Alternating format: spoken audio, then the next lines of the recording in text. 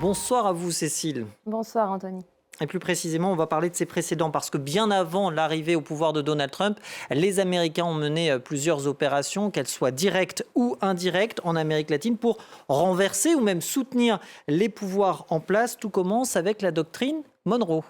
Oui, on ne peut pas parler de l'interventionnisme américain sans parler de la doctrine Monroe de 1823. Elle tient son nom de James Monroe, le 5e président américain. À l'époque, la majeure partie des pays d'Amérique latine viennent tout juste d'arracher leur indépendance aux puissances coloniales européennes. Alors le président Monroe s'engage à ne pas intervenir dans les affaires européennes ni auprès de leurs colonies.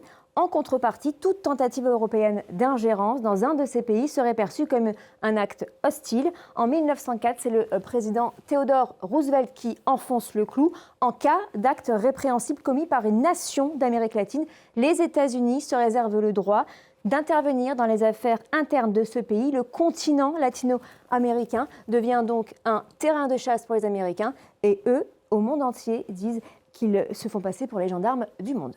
Et c'est le cas en 1898. Oui, lors de la guerre hispano-américaine qui entraîne plusieurs interventions militaires à Porto Rico, aux Philippines et à Guam. Sur cette photo, on peut voir les Marines qui inspectent l'épave de l'USS Maine au port de la Havane. Il a coulé donc suite à une explosion durant cette guerre. Les Marines sont également débarqués à Guantanamo à la même époque à Cuba. C'est le début de 35 ans d'intervention en Amérique centrale et dans les Caraïbes, surnommées les guerres de la banane.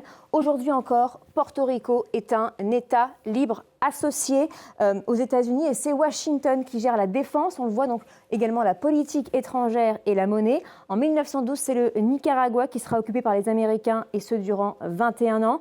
On voit ici encore une fois les Marines qui tiennent un drapeau qu'ils ont arraché aux révolutionnaires. En 1914, le port mexicain de Veracruz est occupé pendant 7 mois. Et en 1915, à Haïti, les Marines, eux, resteront à ce moment-là 19 ans.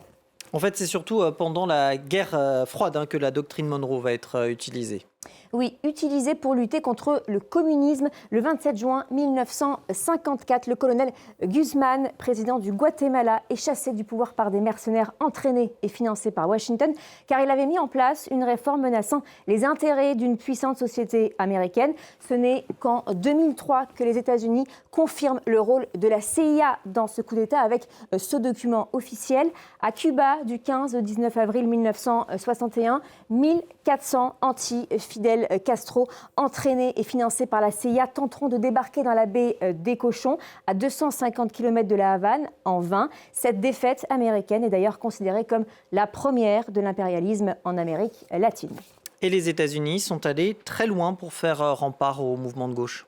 Effectivement, au Chili, ils ont activement aidé le dictateur Pinochet lors du coup d'État du 11 septembre 1973 contre le président Salvador Allende. Et en 1976, en Argentine, le secrétaire d'État américain Kissinger soutient le général Jorge Rafael Videla, à la tête de la junte qui destituera la présidente Isabel Perón. Il y a aussi les guerres civiles des années 80. Cette fois, c'est Ronald Reagan à la manœuvre, notamment au Nicaragua et au Salvador. Sur l'île de Grenade, en 83, des Marines et des Rangers interviennent après l'assassinat du Premier ministre Maurice Bishop par une junte d'extrême gauche.